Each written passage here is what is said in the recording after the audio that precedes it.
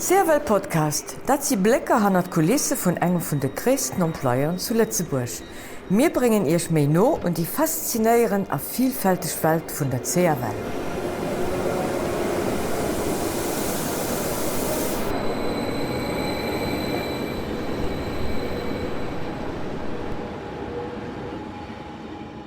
Schöne gute Morgen bei diesem weiteren Podcast von der CRL. Mein Name ist Tom Ewert, Maderbeter von der Kommunikation. Aber bei mir ist den François Hausemer, genannt Franz Hausemer, Sängestischen Komponist, Musiker und noch Filmrealisateur. Franz, guten Morgen. Guten Morgen, Tom. Guten Morgen, Franz. Wir sind heute hier, für über ein ganz flottes Sujet zu schwätzen, und zwar über eine Realisation, die du ganz rezent gemacht hast, für die Eisenbahn, und zwar eine Ausstellung über 75 Jahre Eisenbahn. So, du waren der Toten, aber eng Arbeit, die de pur Joer gang ass kannst das pu zulegin dort so wat hecht dat wann den wievi Stunde kommt dort ze summe wann so es mcht ja, Stunden dat schwéier dat auszudrecke, weil ich schon so wohl gezielt, aber schon so net so direkt am Kap méi vielleicht kann ich so dass ich die Arbecht ugefangen hun fir knapp 3 Joer. Ja, en 2018 war dat wo am Fong Direktion op mech dukommers fir zu froen, ob ich Wildodromatschaft und der digitale Expo an du hast dat am Fong so los ass dat immer mir intensiv gin. Man der Zeit du war sech mal eng Phas, wann du bist den Historik vum Projekt guckt, wo ja, wo man Material gesammelt hun am Fong och physisch Material, weil 75 Joer CRL, dat hicht jo, dats du viel Leiit do durchgänge se während der Zeit viel Maderbeter an mir ne Breif hun déi geschriwe fir se voren, ob se Obje Fotoen hätten noch fir allem meist der Zeit an nummer Kollektor vu man du hast schon einiges zu Summe kom. Ja. An dem Moment nie viele Gegenstände, die man zur Verfügung gestellt kruten, auch wahrscheinlich den engen oder anderen Témoignage, den in no kommt auch da bauen an die digitale Expo. Genau, so as am Fong mat den final mat de freieren Eisebunner dann a Kontakt kom, dodurch dat sie sech eventuell gemeldet hun so schon ha nach en Plan vun engem Gleisbild vun do an do oder schon Mengegel Uniform, Mengeg Kartner als Fahrdienstleiter oder als Mechanicien. Ich kann steht zur Verfügung stelle respektiven Don machen. An dann se mat de Leiit am Fong oft um Telefon se dann Gespräch kom, an immer gefrot wie lang war der bei der Eisbund, wat der gene gemacht. An dat war dann immer interessant an vun de Leiit sind er effektiv en ganz Party, die herno en Témoignage ginn hunn 400 Kamera, die man gefilmt hun, an die dann noch lo an der Expo dra sinn. Wir enke kurz op do Zulensre zu kommen. Schlussendlich lo 3 Joer mich spät hat man ungefähr 80 Stunden Rematerial, wat man gedreht hun op verschiedene Plätzen vun der Eisebahn man verschiedene Leiit. Mir hat Myndoreiser oder also man Monter zu summen hummer 3 Stunden an 52 Minuten montéiert, dat sind die an der Expo wirklich ka gesinn. Da sind aber auch nach Hunderten von Archivfilmer, die mat an de Projekt rakommen sind, die sind iwwer den CNA, das Centre National de l'Audiovisuel. Wichtige Partner also auch für Partner, voilà, weil die, ja, sie wirklich die den filmische Patrimoine und dem viel freie Eisebahn auch matt geschafft, das muss ich betonen, die Idee verwalten. Also wann jo so mat schaffen, dann hecht dat d'Eisebunner sech fréier och hautläit nach mit, do wees ich manner beschéet. D'Eisebunner hunn sech selber gefilmt. mat ihrer klenger super 8 Kamera oder war der Rëmmer, dat Techt sinn gefilmt bei der Erbecht, sie hunn hier Zich gefilmt, sie hunn d'Evoluioun amfang onbewusst wahrscheinlich von den lächte Jo zengte mat gefilmt, an eng ganz Party vun dee Filmer. Sie beim CNA gelandet an nächsten Deel vun der Erbecht war Demo Auge zu gucken.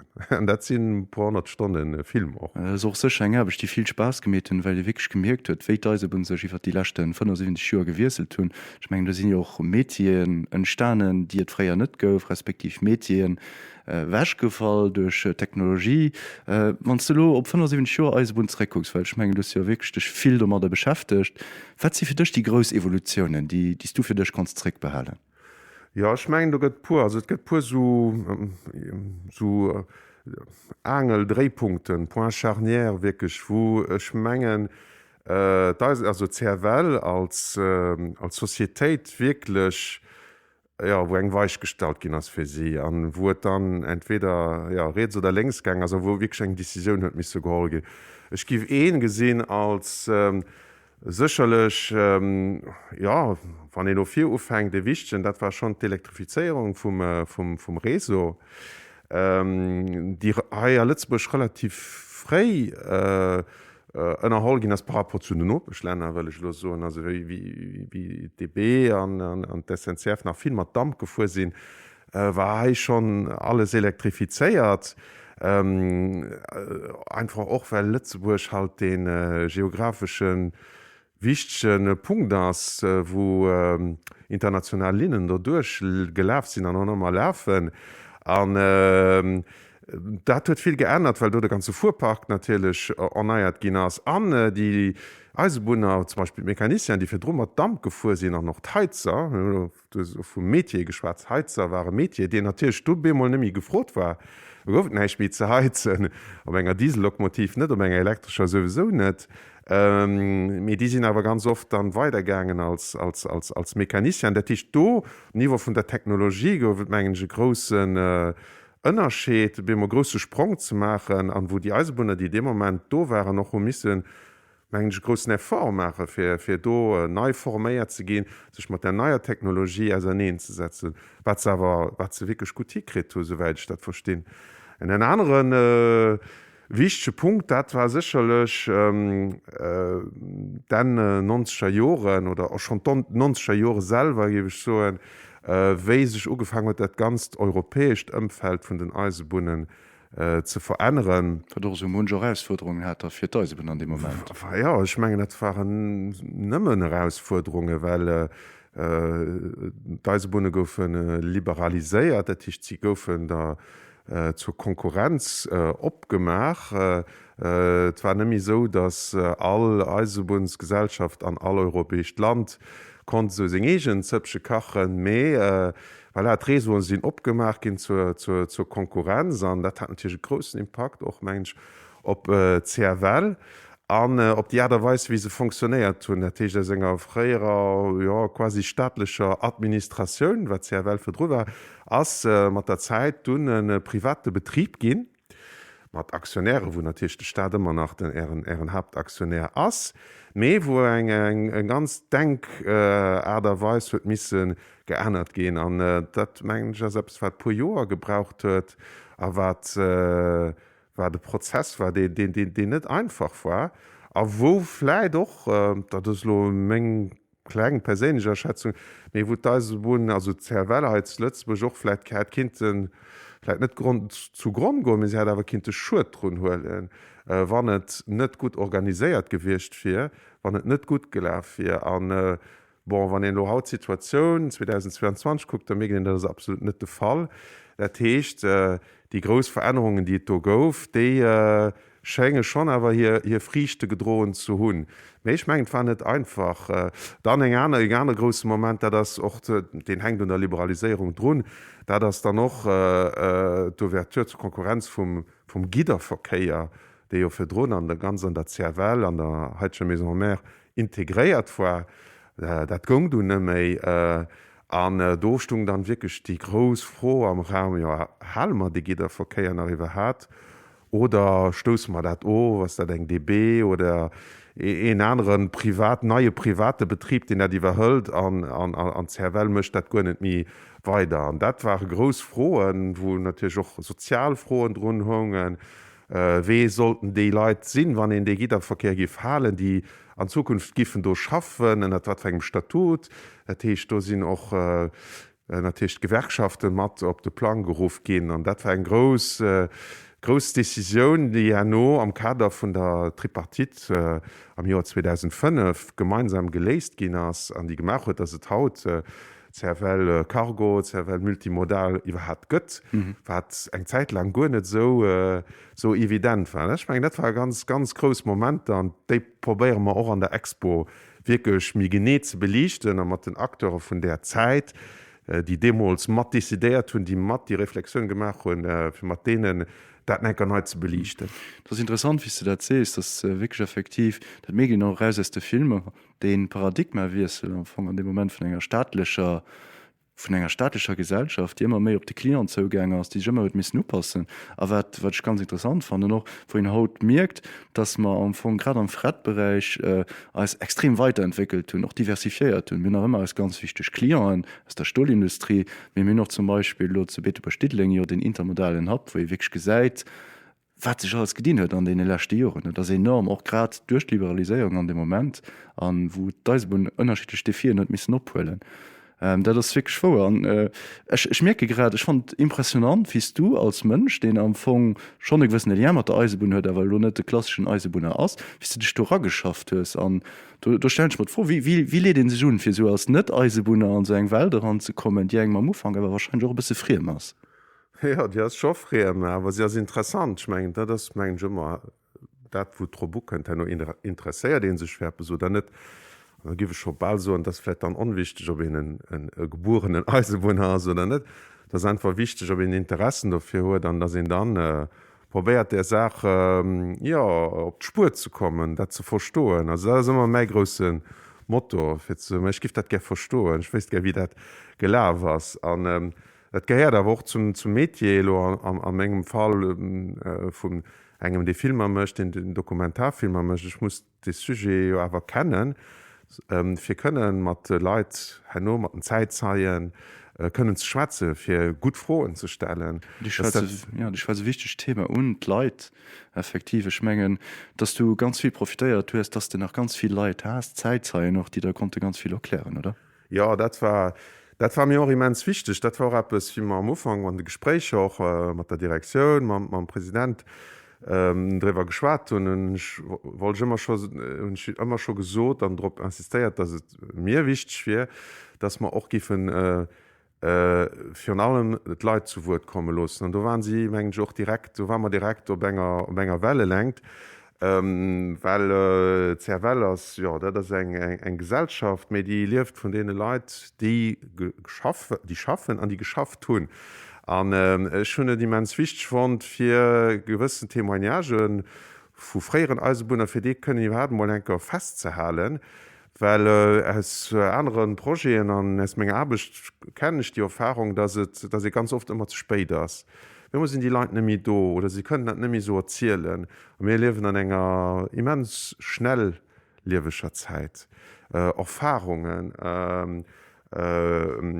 Connaissance also ein Wissen iwwer de Metier so kann haut zu dars dem noéi ganz schnell verloren gehen, weil die Evolution so sehr ass. Ja, weil Medien sich verändern Medien verändern sich, sie müssen sich verändern so méi an engem so technologische Betrieb wie der CRL, wo immer muss Schritt gehale gehen mat der technischer Entwicklung.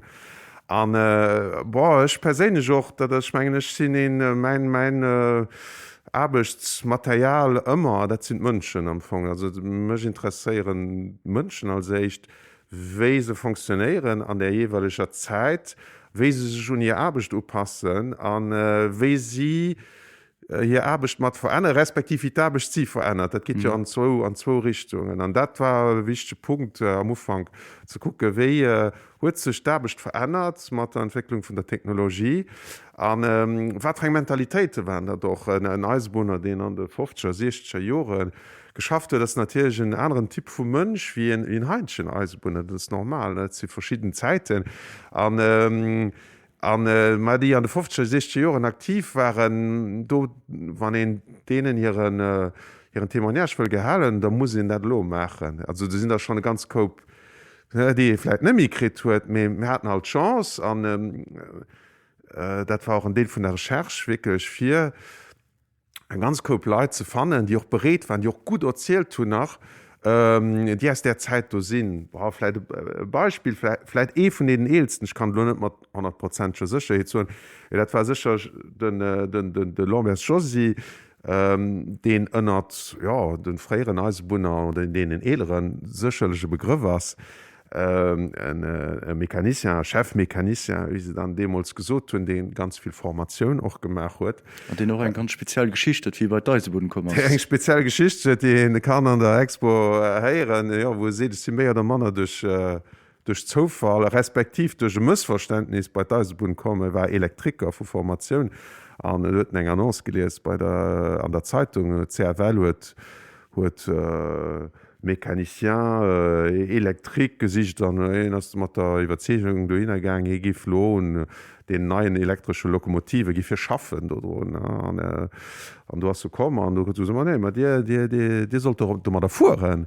Ja, das ganz komisch geguckt an dem Moment, aber ass awer bliwen an eng sacre Karriere gemet effektiv. Voilà. Dat ass auch so typisch menglech fir Deiseboden noch aus der Zeit, dass du sinn all Sorte vu Leiit mat verschiedenen Type vu Formatioun kommen an die sind dann do einfach ageklommen.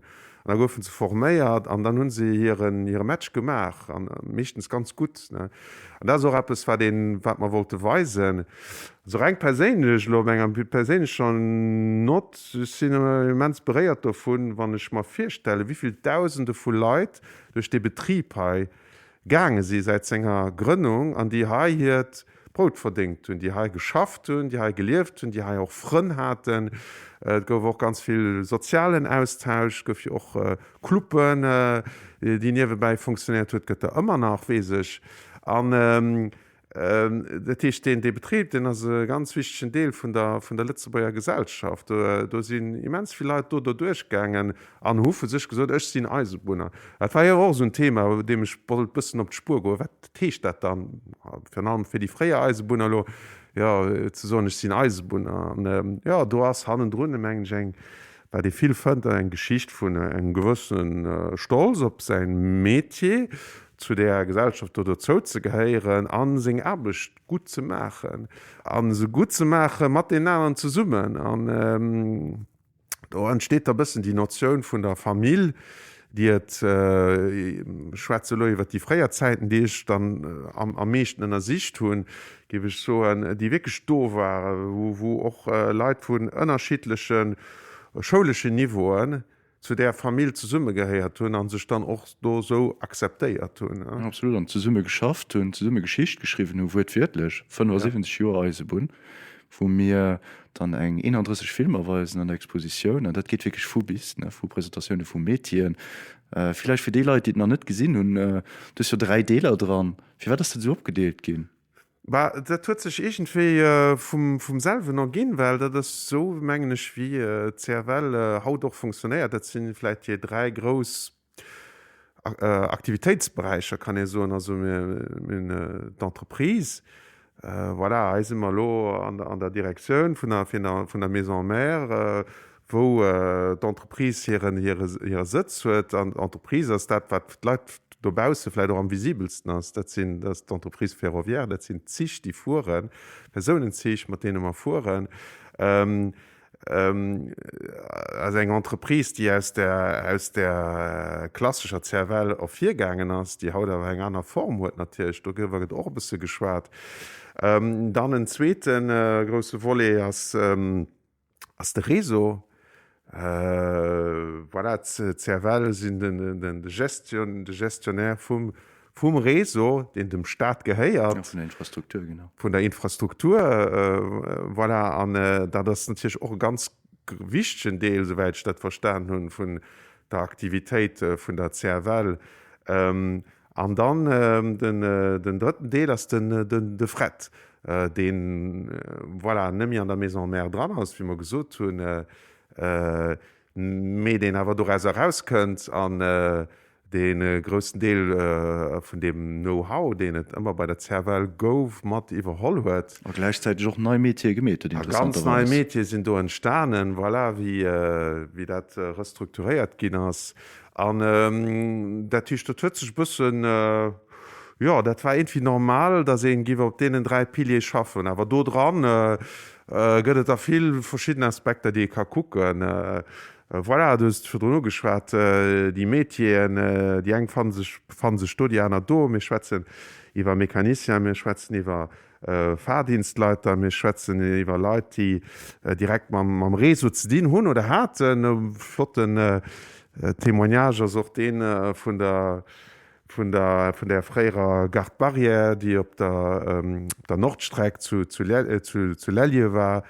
Mit den Leiit haut och net mi kennen. Den se nemmi kennen an dat auch total normal, weil wann echtens kind Barrieren echt der suppriméiert, da wann se also Passage a Niveau gin ich da aufgeschafft, wann danach do sinn huet den natürlich eng automatisch Barriere.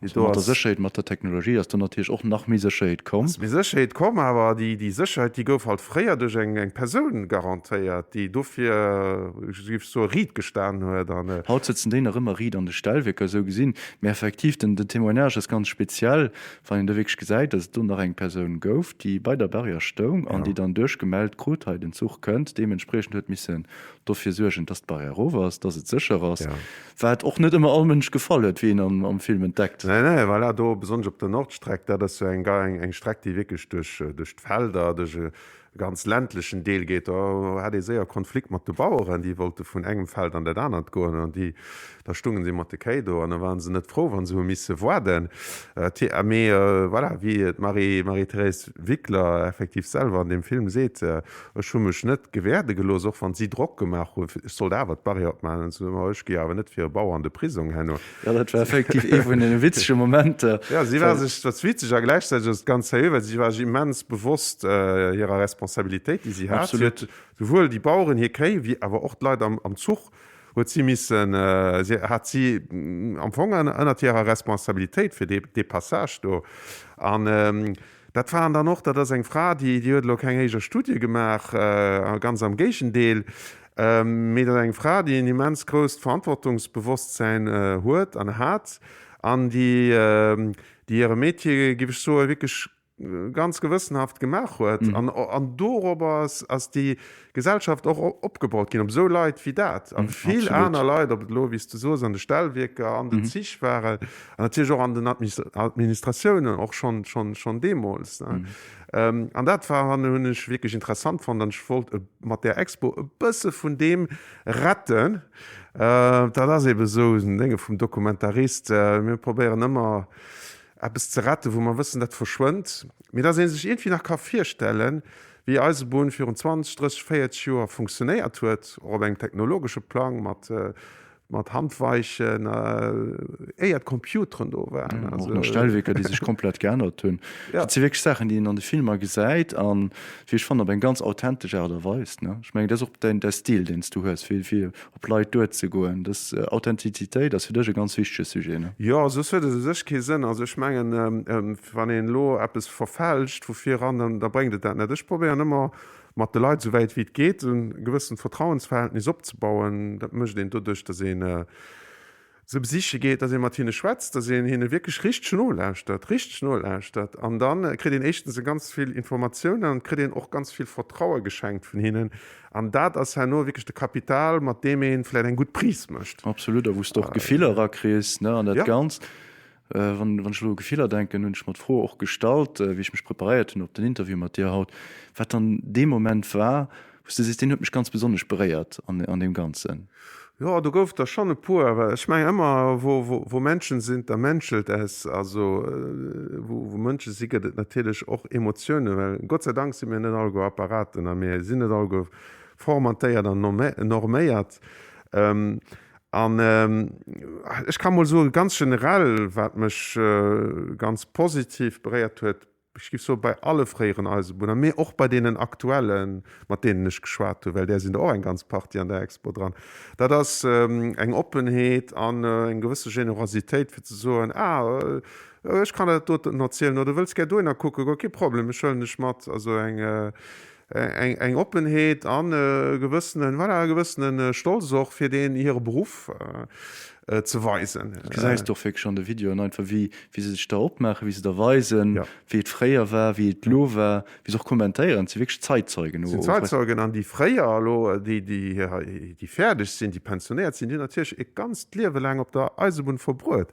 Das ist der größten Teil von ihrem Leben und das ist normal, da sehen du drüber, dann da sind eventuell stolz drüber, dass das wichtig ist in einem Single Leben. Während der Zeit kriegt ihr vielleicht Kanner, die groß Und während der Zeit geht Liebe weiter. Und das ist wichtig für sie, für darüber zu schwätzen. Und ich schon immer fand, dass es gibt immens viele Publikationen über Eisenbahn, über Zerwelt, über Zug am Allgemeinen. Und was mir immer ein bisschen zu kurz gekommen ist, das sind Leute. Ich schon immer fand, dass das kein Vorwurf mehr, das ist konstant, dass technisches Material geht immer nur vorgestellt, den Zug von Demos, so oder so. Es sind immer viel auf dem Foto noch, die fand gesagt, immer zig, gesagt, die wenig Eisenbahn. Und ich wollte da vielleicht ganz bisschen eine Kursänderung machen. Ja, das so flott, wie du das gemäht hast, effektiv, wie du die Geschichte erzählt hast. An dem Film, wo du dann eine Person gesagt hast, die zum Beispiel bei einer aller 1600er Lokomotiv fährt, da sie viele Eisenbahn passioniert, denen ist der direkte Begriff, die so, ja, die dort kenne ich. Aber es war auch interessant, das wir müssen nicht von den Nachkanten mal davor. Ja, das geht natürlich immer mich schwer, respektive mit der Dampflokomotiv.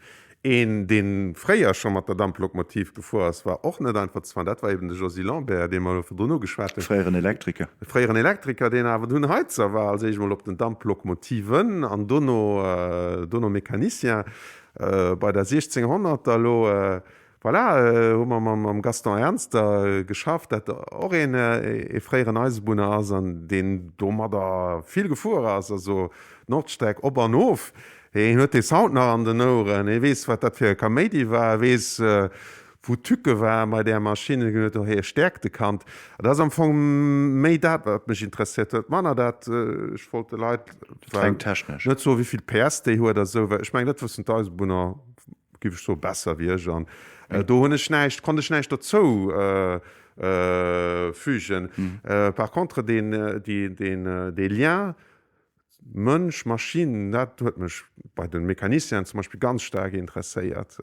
Und dafür war auch das Konzept von der ganzen Expo generell zu sagen, wenn wir freieren Eisenbahnen kommen, wir probieren, ob seinen freien Arbeitsplatz zurückzubringen, wo es möglich ist.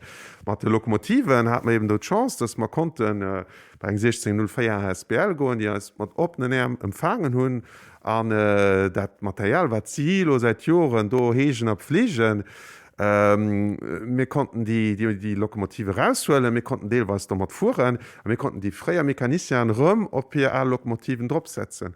Mit den Fahrdienstleitern haben wir das teilweise gemacht. Da ist ein Herr wie der Charles-Léon Meyer dran, den auch vielen Eisenbahner Begriff ist. Bei ihm war damals auch Chef vom Atelier, den Teil auf der Guargo, die geht an der Formel und nicht mehr. Da sind wir zum Beispiel an den neuen Atelier gegangen. Für immer ein bisschen so in ihren Kontext zurückzusetzen, das habe ich ganz interessant fand. Echt, also gesagt, in einer Expo, und da gehen sie dafür einen Ekran gestaltet oder für einen Zimmerplatz, also dass das nicht soll sein, das war ganz klar von Anfang an. Weil es ja auch etwas zu weisen gibt. Und ich fand, eine Expo soll etwas weisen können. Mit Filmen muss ich die Leute auch Bilder können bieten. Und Eisenbahn sind immens, also bildlich als Eisenbahn immens stark. Du hast immens viel zu gucken. Und eben nicht nur Vormaterial, sondern auch die ganze Infrastruktur rundherum. Und dann die Leute dran. Das ist das, was mich ein bisschen interessiert oder was dann noch so zum Konzept ging von der Expo. Und du musst schon, da hatte ich ganz sehr auch dann die Unterstützung von den Verantwortlichen von der CRL, die mit dem Konzept einverstanden waren, die das gut fanden. Und das sind dann ideal Konditionen für zu schaffen. Ja, und das gesagt ihr noch wirklich an den Arabisch, ein ganz flott Expo mit 31 Filmen, die in digitaler Form kann gesehen, ein sogenannter Webdokumentär, das ganz auf crwl75.lu, eine ganz flott Exposition, wie gesagt. Wenn du noch misst, für zum Schluss zu kommen, 3 gute Gründe nennen. Wie war denn das ganz toll gucken? Was gibt es da direkt auffallen? Ja, ich gibt so eine gute Gründe, besonders für die jünger Kollegen, also die Leute, die 20, 40 Jahre, die Zeit nicht miterlebt haben, weil sie noch nicht da waren, ganz einfach, gebe ich ihnen wirklich so ein Gedanke gucken, geht mal eine Geschichte von der Societät, für der Haut schafft, gucken, und die wird erstaunt sein über die Entwicklung. Die wird vielleicht vieles auch vielleicht besser verstehen, was Haut das, weil da sieht, wie es früher war, und da sieht die Evolution davon.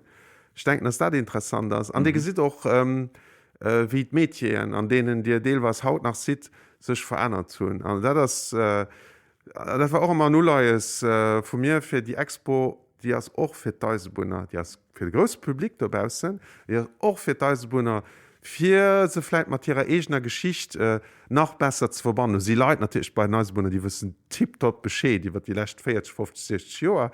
An andere wissen vielleicht Manner voilà, an du das Mëttel fir du bisssen do hanner zu kommen. An dann gebe ich so einfach so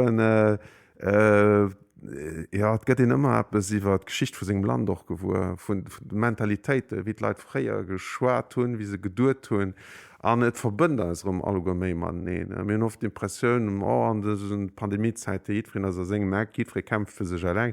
Anhä hengt dat jo alles zu summen. Ja.